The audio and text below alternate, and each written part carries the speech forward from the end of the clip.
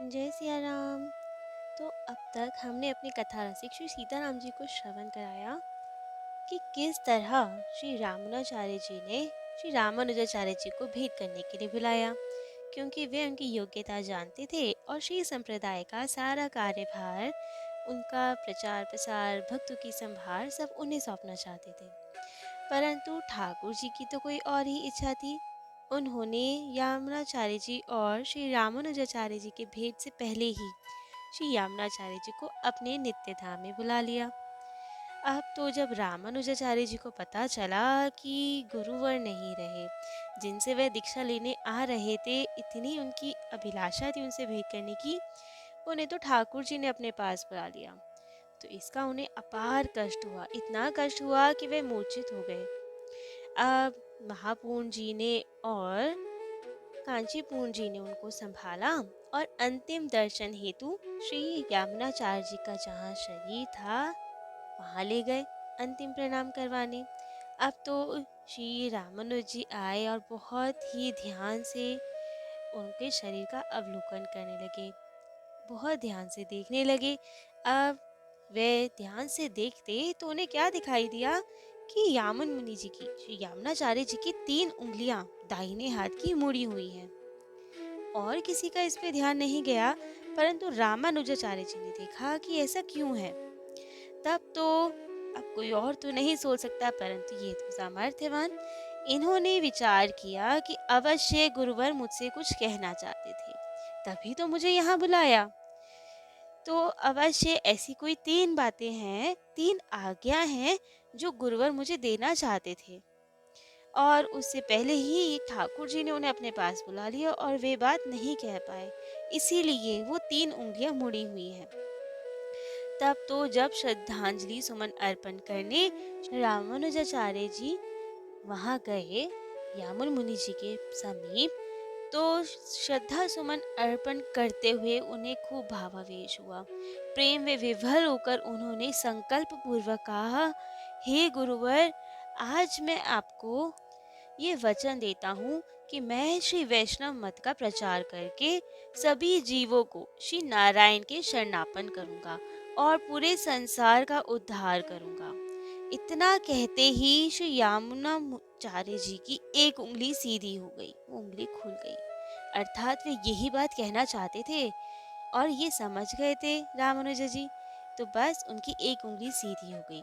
अब पुनः श्री रामानुजाचार्य जी ने कहा, हे गुरुवर, मैं ब्रह्म सूत्र एवं विष्णु सहस्त्र नाम पर तत्व प्रतिपादक श्री भाष्य की रचना करूंगा। और ये सुनते ही अब तो दूसरी उंगली सीधी हुई, जबकि उनके शरीर में प्राण नहीं थे, वे तो ठाकुर जी की ओर प्रस्थान कर चुके थे। परंतु फिर भी अब ये गुरु कृपा है या शिष्य की निष्ठा है, उनकी दूसरी उंगली सीधी हो गई। ये पुनः बोले कि द्रविड़ भाषा में लिखे हुए जितने दिव्य प्रबंध हैं, मैं सबको संस्कृत में अनुवादित करूंगा, जिससे सब उसका पठन कर पाएं, और विष्णु पुराण में सभी वैष्णवों को पढ़ाऊंगा। इतना कहते ही श्री यामुनाचार्य जी की तीसरी उंगली भी सीधी हो गई। अब तो सर्वत्र हर और श्री रामानुज जी की और यामुनाचार्य जी की जय जयकार होने लगी। देवताओं ने उन पे पुष्प वृष्टि की और हर और उनकी जय जयकार हुई, और फिर यामुन मुनि जी की विधि पूर्वक अंत्येष्टि क्रिया हुई। अब यामुन मुनि जी के जितने शिष्य थे, उन्होंने रामानुज जी से बोला कि आइए आपको रंगनाथ भगवान जी के दर्शन करा दें। परंतु वे इतने दुखी थे उन गुरुवर के जाने से, क्योंकि वे बहुत तीव्र इच्छा से दीक्षा लेने के लिए इनके पास आए थे। तो बस उनको इतना दुख था, उन्होंने आंसू बहाते हुए कहा कि नहीं, अभी मेरे अभिष्ट की पूर्ति नहीं हुई है और इन भगवान के कारण मेरे अभिष्ट की पूर्ति नहीं हुई। ठाकुर जी बहुत निष्ठुर हैं, इन्होंने मुझे दूर कर दिया इन गुरुवर से और मुझे दीक्षा नहीं लेने दी, तो ऐसे ठाकुर जी का मुझे दर्शन नहीं करना। इतना कह के बहुत दुखी मन से ये पुनः कांचीपुर आ गए, कांचीपुरी आ गए। अब तो रामानुजाचार्य जी वैसे बहुत सामर्थ्यवान थे, परंतु बिना दीक्षा के लिए तो सब कुछ अपूर्ण है। हर एक प्राणी मात्र के लिए, अब चाहे वो स्वयं शेष अवतार ही क्यों ना हो, दीक्षा लेनी तो जरूरी है। दीक्षा कैसे हो, क्योंकि ये तो श्री यामुनाचार्य जी से दीक्षा लेना चाहते थे। परंतु भगवत इच्छा कुछ और थी। उन्होंने पहले ही उन्हें बुला लिया। तो अब इन्होंने श्री यामुनाचार्य जी के 5 प्रमुख शिष्यों से 5 उपदेश ग्रहण किए। सबसे पहले श्री कांचीपूर्ण जी से श्री वरदराज भगवान की सेवा पूजा पद्धति ली, जो ये पहले करते थे। कांचीपूर्ण जी के लिए ही वे वहां गए थे कांचीपुरी। फिर श्री महापूर्ण जी से, जो इन्हें बुलाने आए थे, संदेश देने आए थे, उनसे इन्होंने वैष्णवों के 5 संस्कार लिए, मतलब तिलक, कंठी, छाप, ये सब उन्होंने महापूर्ण जी से लिए। और द्रविड़ प्रबंध माला का रहस्य उनसे ग्राह्य किया। फिर श्री गोष्ठीपूर्ण जी से इन्होंने नारायण मंत्र लिया, तो मंत्र गुरु इनके हुए श्री गोष्ठीपूर्ण जी महाराज। और फिर श्री शैलपूर्ण जी से इन्होंने वाल्मीकि रामायण का और श्री मालाधर जी से सहस्त्र गीताली का भावार्थ ग्रहण किया। तो इस तरह इन 5 गुरुओं से इन्होंने पंच उपदेश ग्रहण किए। तो मेन इनके गुरुजी जिनसे मंत्र दीक्षा ली वो थे गोष्ठीपूर्ण जी, और बाकी सबसे इन्होंने अलग अलग रहस्य, अलग अलग ग्रंथों की शिक्षा ग्रहण की और कांचीपुर में ही रहकर श्री वरदराज भगवान की सेवा पूजा करने लगे। श्री रामानुजाचार्य की मंत्र दीक्षा की भी लीला अलौकिक थी। अब इनमें जिज्ञासा तो बहुत थी कि हमें मंत्र दीक्षा चाहिए, यामुनाचार्य जी तो रहे नहीं। तो अब इन्होंने गोष्ठीपूर्ण जी से बहुत प्रार्थना करनी स्टार्ट की कि हमें मंत्र दीक्षा दीजिए, मंत्र प्रदान कीजिए। अब श्री संप्रदाय में हमने पहले भी सुना था कि नारायण मंत्र दिया जाता है, और अन्य 3 संप्रदाय में गोपाल मंत्र, और श्री रामानंदी संप्रदाय में जो इन्हीं का एक धारा है वहाँ पे श्री राम जी का और जानकी मैया का मंत्र। तो अब श्री संप्रदाय में नारायण मंत्र चाहिए था, गुरु मुख से ही सुनना था, तभी तो दीक्षा होती। तो इन्होंने गोष्ठीपूर्ण जी से बहुत बार आग्रह किया, प्रार्थना की कि हमें दीक्षा दीजिए, हमें नारायण मंत्र श्रवण कराइए, जिससे हमारा भी और अन्य जीवों का भी कल्याण हो। परंतु वे हर बार कहते थे और दिन आना। 18 बार इन्होंने उनके पास जाकर प्रार्थना की, परंतु वे हर बार इन्हें भेज देते किसी न किसी बहाने से, क्योंकि वे इनकी जिज्ञासा और सच्ची निष्ठा जानना चाहते थे। फिर तो एक दिन रंगनाथ भगवान ने स्वयं उन्हें प्रेरणा दी और कहा कि अब आप उन्हें और ना तरसाएं, उन्हें मंत्र दीक्षा दीजिए। तब गोष्ठीपूर्ण जी ने इन्हें मंत्र दीक्षा देने का निश्चय किया, परंतु दीक्षा से पूर्व उन्होंने इनसे शपथ ली, प्रतिज्ञा करवाई कि यह मंत्र आप किसी को श्रवण नहीं कराएंगे, इसे गोपनीय रखेंगे। ये परंपरा से चलता आता है मंत्र, तो मंत्र ना तो कहीं लिखा जाता है, ना ही उच्च स्वर में बोला जाता है, इसका भीतर ही भीतर मन में जाप किया जाता है, जिससे किसी अन्य व्यक्ति को पता ना चले। ये मंत्र बहुत गोपनीय मंत्र है, हमारी धरोहर है। तो प्रतिज्ञा करवाई, रामानुजाचार्य जी ने प्रतिज्ञा की भी, और मंत्र दिया गया, उनका दीक्षा संपन्न हुई। और उसके बाद भी उन्हें आज्ञा दी कि यह मंत्र किसी को मत बताना, अपनी प्रतिज्ञा का उल्लंघन मत करना, गोपनीय रखना इसे। यदि उल्लंघन करोगे तो नरक में जाना पड़ेगा, बहुत बड़ा अपराध होता है। दीक्षा मंत्र का उच्च स्वर में उच्चारण करना या किसी को बताना, किसी के लिखना, किसी के सामने प्रकट करना बहुत बड़ा पाप लगता है, नरक में जाओगे। तो ध्यान रहे, गोपनीय मंत्र है, गोपनीय ही बनाए रखना। तो रामानुजाचार्य ने कहा ठीक है। अब तो गुरुदेव ने जैसे ही उन्हें मंत्र श्रवण कराया, उनके कानों में मंत्र पड़ा और वे उनके हृदय तक आया। उन्होंने उनका रहस्य, उनका अर्थ सब समझाया, और मंत्र सुनते ही श्री रामानुजाचार्य जी को तो अपने स्वरूप का बोध हो गया कि वे शेष अवतार हैं। उन्हें साक्षात श्री लक्ष्मी नारायण जी का प्रत्यक्ष दर्शन हुआ, और तो वे प्रेम विभोर हो गए उनके दर्शन करके। और बस यह चमत्कार देखते ही कि मंत्र जपते ही मेरे मन में श्री लक्ष्मी नारायण जी प्रकट हो गए, मुझे उनका साक्षात दर्शन हो गया। उनके हृदय में करुणा उमड़ी कि क्यों ना ये मंत्र सभी को सुनाया जाए। ये इतना दिव्य मंत्र है कि मेरे को जब करते ही ठाकुर जी के दर्शन हो गए, तो क्यों ना सबको ठाकुर जी के दर्शन दिए जाए, सबको आनंदित किया जाए। उस दिन श्री नरसिंह चतुर्दशी थी, जब इन्हें ये चेतना आई, जब ये उस अपने प्रेम विभोर वाले स्थिति से बाहर निकले, रात्रि हो चुकी थी और बस इन्होंने निश्चय किया कि ये दिव्य मंत्र जिससे तो तुरंत ही हमें ठाकुर जी के दर्शन हो गए, ये तो सबको सुनाना चाहिए। गुरु जी ने मना किया था कि किसी को मत बताना, गोपनीय रखना, परंतु इन्हें इतना सब्र कहाँ, इनकी तो करुणा उमड़ पड़ी ठाकुर जी के प्रिय जनों पे। जैसे ठाकुर जी हमारे करुणा वर्णालय है, उनके भक्त भी कम नहीं होते। तो बस अब तो ये दौड़े और गोपुर पे, सबसे ऊंचे गोपुर पे, गोपुर अर्थात श्री रंगम में तो बहुत बड़ा मंदिर है, बड़े बड़े ऊंचे ऊंचे द्वार है और द्वार के ऊपर शिखर बने हुए हैं, उन्हीं को बोला जाता है गोपुर। तो अब तो ये सबसे ऊंचे द्वार पर ऊपर गोपुर पे चढ़ गए और बहुत उच्च स्वर में इन्होंने वो दीक्षा मंत्र सुना दिया।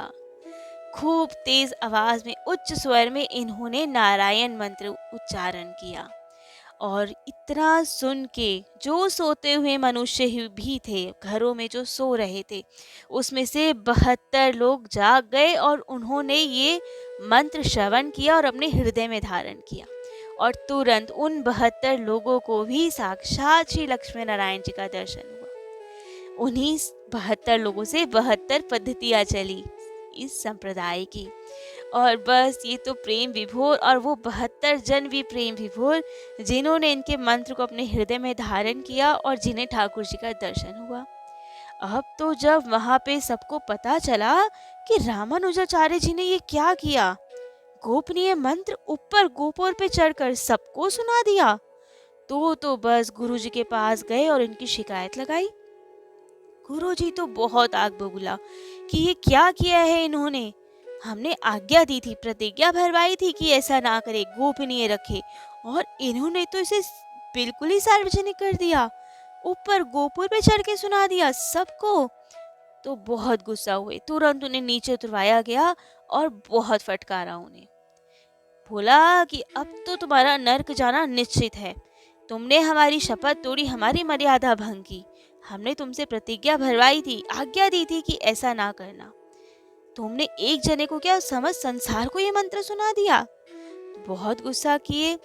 अब तो गुरुजी से इन्होंने क्षमा मांगी, उनके चरणों में गिर पड़े और अश्रुपूरी नेतृत्व से बोले, कहा, गुरुवर, मैं जानता हूँ मैंने अनुचित किया है, आपकी आज्ञा का उल्लंघन करके मैंने वचन दिया था, मैंने वचन भी भंग किया है, परंतु गुरुवर, मुझे नर्क जाने में कोई आपत्ति नहीं है, मैं सदा सर्वदा नर्क में रह सकता हूँ, अनंत जन्मों तक नर्क में रह सकता हूँ, यदि उसके कारण कुछ लोगों को भगवत प्राप्ति हो सके तो मैं हमेशा नर्क में रह सकता हूँ।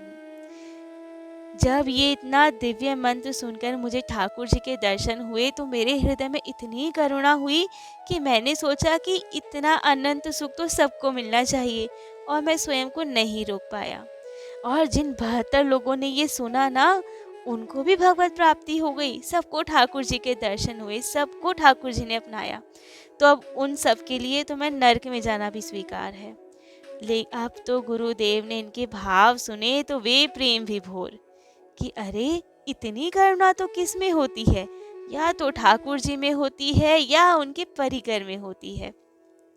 तो अब तो गुरु जी देव को भी इनके स्वरूप का बोध हुआ कि ये कौन है जिनमें इतनी करुणा है, और वे जान गए कि ये स्वयं रंगनाथ उनके ही परिकर हैं, शेषा अवतार है, तभी इनमें इतनी करुणा है। अब तो भावपूरित हृदय से उन्होंने मननाथ मननाथ कहते हुए उन्हें अपने हृदय से लगा लिया और कहा, जिनमें इतनी करुणा है ना ठाकुर जी के भक्तों के प्रति, वो नरक में कैसे जा सकते हैं। आप तो, मैं समझ गया आप कौन है, आप मेरे शिष्य नहीं हैं, आप तो महान अनुग्रह करने के लिए, मुझे बढ़ाई देने के लिए मेरा शिष्यत्व स्वीकार किया है आपने। आप तो नित्य गुरु हैं, आप तो सबके गुरु हैं, आप शेषा अवतार हैं। तो बस ये सुनकर तो वो भाव विभोर हो गए और फिर कुछ समय सेवा पूजा के बाद ये वापस कांचीपुर जी आ गए और वहाँ वरदराज भगवान की सेवा में लग गए। अब इनकी तो बहुत निष्ठा थी सेवा पूजा में, संतों के प्रति बहुत प्रीति थी, प्रेम था, परंतु इनकी पत्नी जो इनकी अर्धांगिनी थी तंजमा अम्बा, उनकी संतों में कोई निष्ठा नहीं थी और ये भी उन्हें ज्यादा कुछ नहीं कहते थे कि शायद समय के साथ वे बदल जाएं और निष्ठा हो जाए। प्रतिकूल नहीं थी, परंतु भाव से नहीं करती थी। तो एक दिन श्री रामानुजाचार्य जी के मन में बहुत तीव्र अभिलाषा हुई कि मैं अपने गुरुवर श्री कांचीपूर्ण जी को भोजन पे बुलाऊं और उनका शीत प्रसादी अर्थात उनकी जो पत्तल का बचा हुआ प्रसाद है वो ग्रहण करूं। बहुत इच्छा थी कि संतों की अपने गुरुवर की शीत प्रसादी मुझे मिले। तो इसी उद्देश्य से उन्होंने अपने गुरुजी को श्री कांचीपूर्ण जी को अपने घर पे आमंत्रित किया। अपनी पत्नी को बोला कि आप बहुत सुंदर भोजन तैयार कीजिए, आज हमारे गुरुवर पधारेंगे। उन्होंने भी स्वीकृति दी और बहुत प्रेम से भोजन आदि बनाया। अब जब समय हुआ भोजन का, तो श्री रामानु जी ने कहा कि आप यहाँ प्रतीक्षा कीजिए और मैं गुरुवर को लेवाने जाता हूँ, उन्हें लेने जाता हूँ। अब एक ओर से ये गुरुवर को लेने गए, परंतु दूसरे रास्ते से गुरुवर तो इनके घर पे आ गए।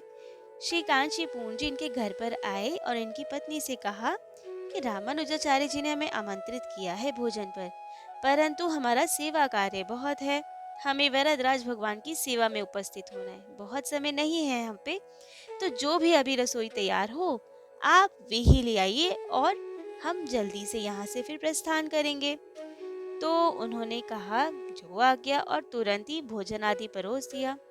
अब जल्दी से कांचीपूर्ण जी ने भोजन किया, अपनी पत्तल बाहर फेंकी और वहीं पोछा आदि लगाकर वापस चल दिए वरदराज भगवान की सेवा में। और तंजमा अम्मा ने भी कुछ ज्यादा ध्यान नहीं दिया, घर को स्वच्छ किया और रसोई स्वच्छ की और फिर स्वयं नहाने चली गई और नहाने के बाद दोबारा रसोई बनाने लगी। अब तो जब रामानुजाचार्य जी आए और पूछा कि गुरुवर कहाँ है, वे आए नहीं और हमें मिले भी नहीं वहां पे, तो वे कहाँ रह गए पता नहीं।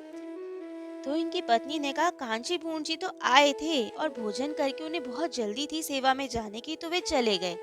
अब तो इन्होंने बोला अरे कैसे बात कर रहे हैं, वो हमारे गुरुवर हैं, नाम कैसे ले रहे हैं आप उनका। तो उन्होंने कहा हाँ हाँ आपके गुरुदेव आए थे और भोजन आदि उनका हो गया।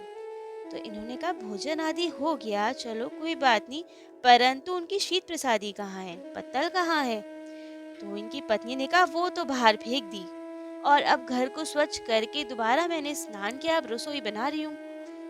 रामानुजाचार्य जी ने कहा कि रसोई बना रही हूँ, अभी तो आपने रसोई बनाई, भोजन बनाया ना गुरुवर के लिए, वे कहाँ है। तो इनकी पत्नी का बहुत अभाव था। इन्होंने कहा अरे ऐसे कैसे मैं दोबारा रसोई नहीं बनाऊं, मैं जानती हूँ कांचीपूर्ण जी नीची जात के हैं, अब उनका पाया हुआ भोजन मैं आपको कैसे पवा दूं।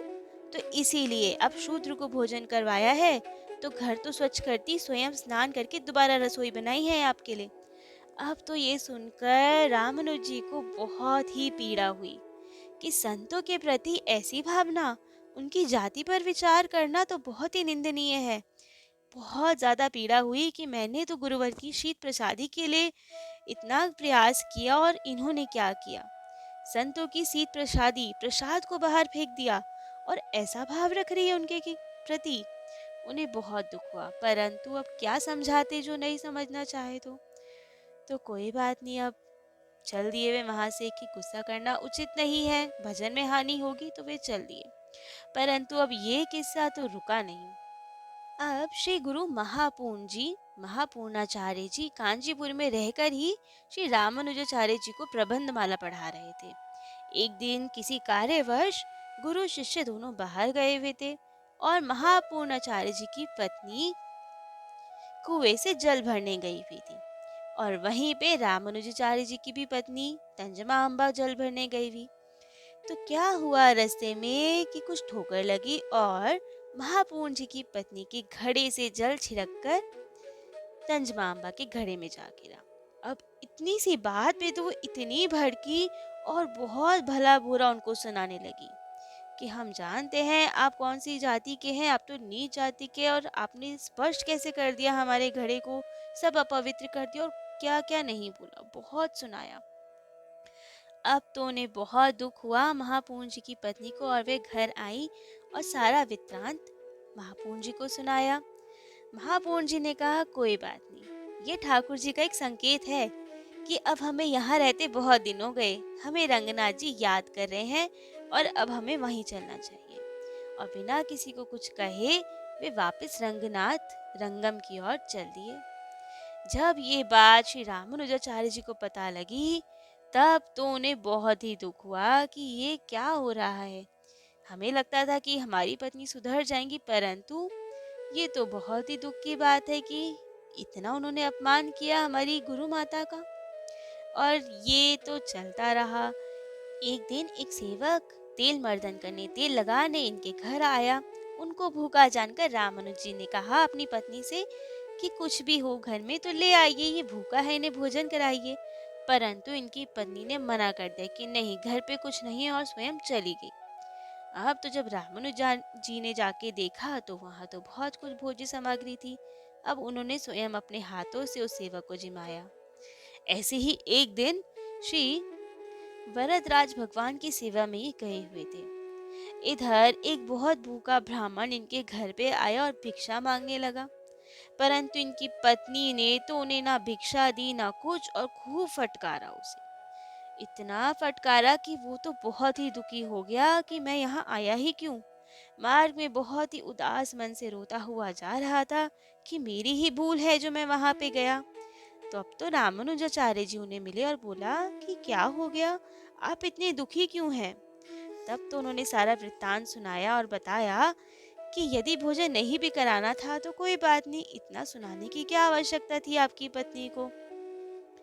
तब तो इन्हें इतना दुख हुआ और इन्होंने कहा कि ठीक है, अब तो कुछ करना पड़ेगा, कुछ सबक सिखाना पड़ेगा उनकी पत्नी को। तो इन्होंने एक लीला ठानी। इन्होंने कहा आप ब्राह्मण देवता हमारे साथ चलिए, आज तो बढ़िया पकवान मिलेंगे आपको। और इन्हें बाजार लेके गए। इनके लिए तो बहुत ही सुंदर से धोती कुर्ता खरीदा, बहुत सुंदर फूलों की टोकरी की, मिष्ठान खरीदे और एक पत्र दिया इनके हाथ में और कहा आप एक बार पुनः हमारे घर जाइए। उन्होंने कहा पुनः जाए? कह रहे हाँ हाँ, आप पुनः जाइए और जैसा हम कहते हैं वैसा कीजिए। क्या करना होगा? तो उन्होंने रामानुज जी ने कहा कि हमारे घर जाएं और हमारी पत्नी से कहें कि हम आपके मायके से आए हैं, और उन्हें ये पत्र दीजिए, पूरे मिष्ठान तोहफे दीजिए और कहिए कि आपकी छोटी बहन का विवाह है और आपके माता पिता ने हमें भेजा है ये सब उपहार लेके कि आप शीघ्र मायके आ जाइए और विवाह संपन्न करवाइए। अब तो वे बड़ी प्रसन्न कि मेरे मायके से कोई आया है।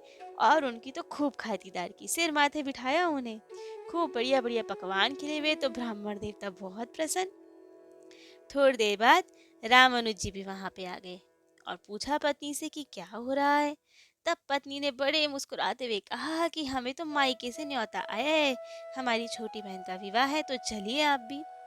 रामानुज जी ने कहा कि नहीं, हमें तो बहुत सेवा कार्य है, आप जाएं, जब उत्सव होगा तो हम भी आ जाएंगे। तो ऐसा कर कर उनकी पत्नी तो चली गई मायके। अब तो इन्होंने ठान लिया था कि ऐसी पत्नी हमें नहीं चाहिए जो संतों का ही सम्मान न करे। और ये गए श्री कांचीपुर जी के पास और याचना की कि हमें विरक्त वेश दीजिए, हमें संन्यास ग्रहण करना है। अब वरदराज भगवान से आज्ञा मांगी और संन्यास ग्रहण किया। श्री कांचीपुर जी ने इन्हें यतिराज कहकर संबोधित किया। अब संन्यास लेने के बाद श्री रामानुज जी का प्रभाव इतना अधिक बढ़ गया कि क्या कहा जाए। जो उनके प्रथम गुरु थे, जिनके यादव प्रकाश जी, जिन्होंने षड्यंत्र भी रचे थे इन्हें मारने के, उन यादव प्रकाश जी ने भी इनसे तुरंत आकर संन्यास दीक्षा ग्रहण की, इनका प्रभाव को देखकर। और इन्होंने उन आचार्य पाद जी का नाम रखा श्री गोविंद दास। अब वे गुरु इनके शिष्य बन चुके थे और उन्होंने ग्रंथ लिखा यति धर्म समुच्चय और इनके चरणों में अर्पण किया। इधर श्री यामनाचार्य जी के जाने के बाद उन संप्रदाय के श्री रंगम के सभी वैष्णव चिंतित थे कि अब क्या किया जाए, किन्हें यामनाचार्य जी की जगह पर विराजित किया जाए, किनके दिशा निर्देश में अब श्री संप्रदाय को चलाया जाए, क्योंकि वे तो किसी को नियुक्त करके नहीं गए थे, ठाकुर जी ने समय ही नहीं दिया था उन्हें इतना। तो अब क्या किया जाए। वहां पे गोष्ठी हुई, मतलब मीटिंग हुई वहां पे सभी वैष्णवों की, कि अब किसको किया जाए। और सबको पता लगा कि श्री रामानुजाचार्य जी ने संन्यास ग्रहण कर लिया है। पहले वो उन्हें नहीं नियुक्त कर सकते थे क्योंकि वे गृहस्थ थे, गृहस्थ नहीं बन सकते थे ऐसे आचार्य। अब जो कि उन्होंने संन्यास ले लिया है, उनका प्रभाव तो सबको ज्ञात ही था, तो सब ने एक मत से कहा कि अब तो श्री रामानुजाचार्य जी से प्रार्थना की जाए कि श्री संप्रदाय को संभालें अब, और अपने दिशा निर्देश में खूब वैष्णवों का श्री संप्रदाय का उत्थान करें। अब तो सबने जाकर श्री रंगनाथ जी भगवान से प्रार्थना की और अपना मनोरथ निवेदन किया कि हम चाहते हैं कि श्री रामानुजाचार्य जी को यहाँ बुलाएं और उन्हें सब कुछ सौंप दिया जाए। तो रंगनाथ भगवान जी ने कहा कि वे तो वरदराज भगवान की सेवा में हैं, ऐसे छोड़कर नहीं आएंगे, तो कुछ युक्ति से बुलाना पड़ेगा उन्हें। उन्होंने पूछा कि कौन सी युक्ति। तब श्री रंगनाथ जी ने कहा कि आप लोग संगीत के जो विशारद है श्री वररंग जी, जो यामुन मुनि जी के पुत्र थे, उन्हें कांचीपुरम भेजिए। वे वरदराज भगवान जी जो हैं, उन्हें संगीत बहुत प्रिय है, बिल्कुल मोहित हो जाते हैं संगीत सुन के। तो श्री वररंग जी अपने संगीत कौशल से वरदराज भगवान को प्रसन्न करे और उनसे वरदान में श्री यामुनाचार्य जी को ही मांग ले। तभी यामुनाचार्य जी यहाँ आ पाएंगे, क्योंकि वरदराज भगवान के बिना आज्ञा के उनकी सेवा नहीं छोड़ सकते वे। तो अब तो यही भगवत आज्ञा शिरोधार्य की गई और वरदरंग जी पहुंचे कांचीपुर, और वैसे ही उन्हें खूब प्रसन्न कर कर उनसे वर मांगा कि हमें रामानुज जी दे दीजिए।